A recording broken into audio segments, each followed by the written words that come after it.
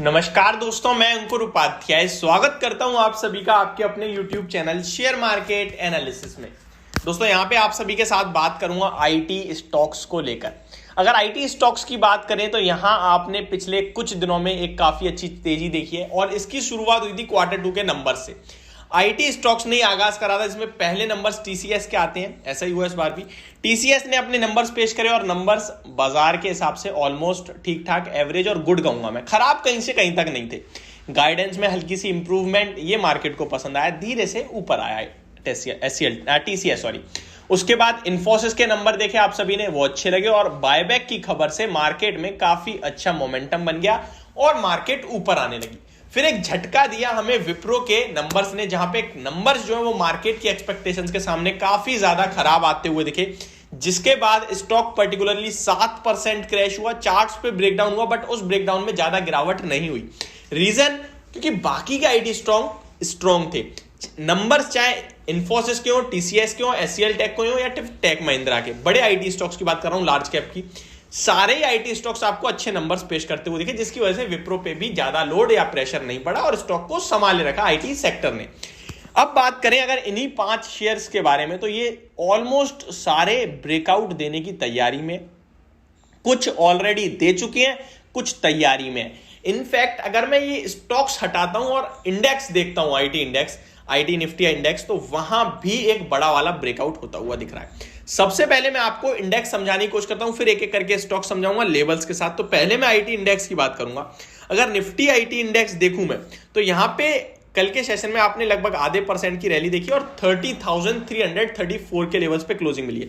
मुझे अच्छे से याद है जब मेरे पास कुछ कमेंट्स आ रहे थे, जब इन्फोसिस या विप्रो कंटिन्यू गिरी रहे थे, टीसीएस 3000 के नीचे फिसला था, इन्फोसिस 1400 के, क्लियरली मैं आपसे कह रहा था खरीदना है, बेचना बिल्कुल नहीं है, क्योंकि अगर आप क्वालिटी बेच दोगे तो फिर पैसा कहाँ बनाओगे, बाजार खत्म थोड़ी हो जाएगा। ये स्टॉक्स थोड़ी, गवर्नमेंट तक के ऑर्डर है इनके पास, इतनी बड़ी कंपनी है यार, और आप कह रहे हो खत्म हो जाएगी, ऐसे कैसे, कोई चिंदी चोरी थोड़ी कंपनी है। अब मैं अगर आपको एक चीज बोलूं सिंपल सी, तो वहां पे मैंने आपको एक चीज सजेस्ट करी थी, आपको नहीं पता चल रहा, नहीं समझ आ रहा कौन सा आईटी स्टॉक खरीदे, आईटी 20 खरीद लो, जो उस टाइम बहुत करेक्टेड था।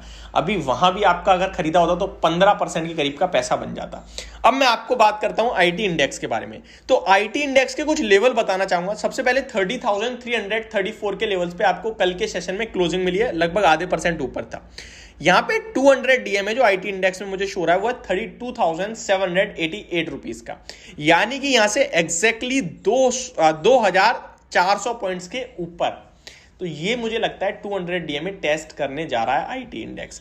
चार्ट्स के अकॉर्डिंग पॉजिटिव है, क्योंकि 100 डीएमए के ऊपर निकल चुका है, जो कि 29,600 है, और 200 डीएमए को टेस्ट करने जा रहा है। आरएसआई इंडिकेटर 61 है, यानी कि कहीं ना कहीं स्ट्रेंथ शो कर रहा है।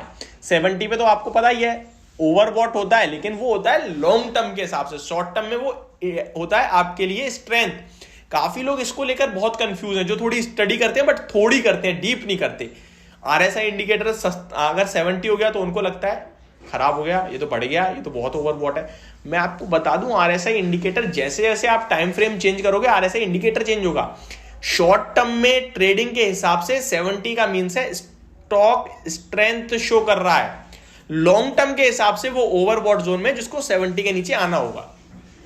सेम 30 के नीचे आरएसआई इंडिकेटर है, that means stock is weak in short term, लेकिन लॉन्ग टर्म में वो बहुत लोअर लेवल्स पे उसे बाउंस बैक देना होगा। आरएसआई इंडिकेटर 70 के ऊपर निकलने के बाद स्ट्रेंथ में 90 तक चला जाता है, इनफैक्ट 95 भी टेस्ट कर देता है कभी कभी। सेम अपोजिटली अगर मैं बात करूं, जब वीक होता है 30 के नीचे, तो लगभग 17 तक चला जाता है, इनफैक्ट 15 तक भी चला जाता है। तो आप ये बिल्कुल भी ना दिमाग में रखें कि आरएसआई इंडिकेटर ऊपर है तो मतलब बेकार है और नीचे है तो अच्छा है, ठीक है। चलिए ठीक है, अब आते हैं वापस। तो आईटी इंडेक्स में मैं आपको जैसे कि बता रहा हूं, क्लियरली यहां से 5-7%, इनफैक्ट 10% तक की रैली मुझे दिखती है। इस बीच में अब मैं स्टॉक्स पे आऊं, तो सबसे पहले मैं जहां ब्रेकआउट ऑलरेडी हो चुका है उसकी बात करूंगा, वो है इन्फोसिस।